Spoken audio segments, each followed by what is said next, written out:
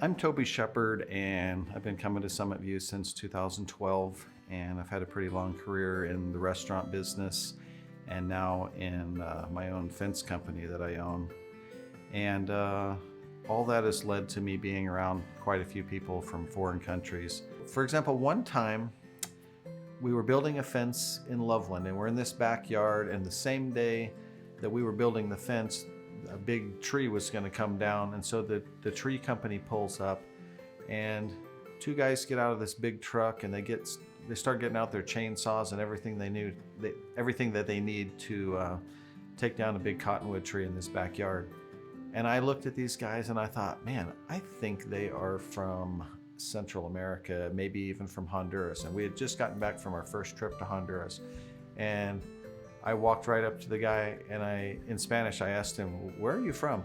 And he says, "Well, I'm from Honduras." And I said, "I just got back from there."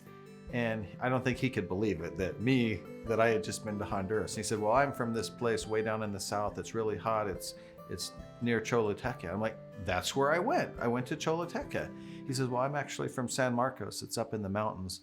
Somehow he gave me his card and I gave him my card, and we started texting each other occasionally. It wasn't often, but the next summer when I went back to Choluteca, I called him up and I said, "Hey Mario, guess what? I'm going back to Choluteca again this year. Do you need me to take anything down there or anything?" He says, "No, but I want you to go see my family." And I thought, well, I don't know how I'm going to make that happen, but we'll see what happens. And so he gave me his wife's phone number, because he's separated from her by work. So he's here in the US, he's working like so many people are, and his wife and his two children are in San Marcos near Choluteca, Honduras.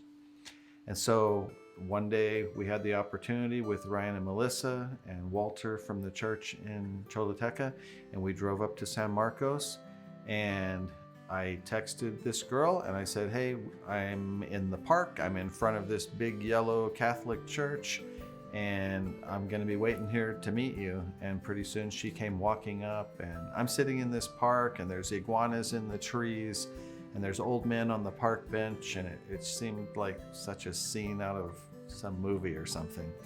And she came walking up and we started talking. I don't think she spoke a word of English, but I was able to talk to her and ask her how her life was and everything.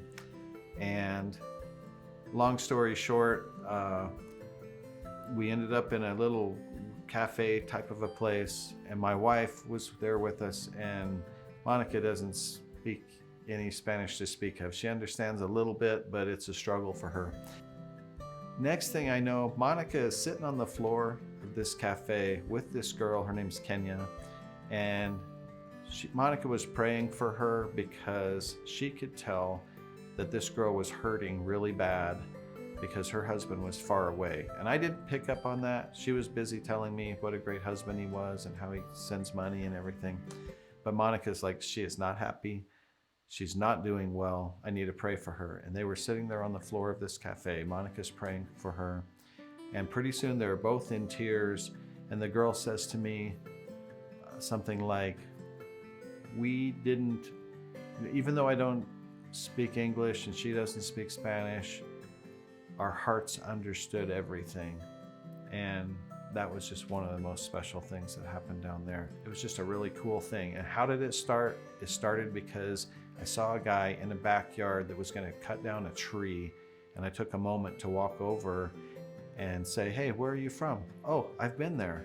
So I tend to see people that I think are from Mexico or Guatemala or Honduras, Costa Rica. I see people in stores. I see them in the Home Depot. I see them at Cedar Supply where I buy materials. I just go up to them, and I don't know, I just feel like it's always gone well when I've had a conversation with a total stranger. So I don't have any fear of it. I just go right up to people and I'll ask them where they're from. I think some people are like, "Oh, you can't do that. That's rude," but it's like, I don't do it in any kind of racial way. I do it like, "Hey, I'm curious where you're from. Maybe I've been there," and we start talking. And every single time I've ever done that, it's led to a great conversation, and somebody fascinated that maybe I went to their country, and fascinating that I'm even interested in who they are and where they're from.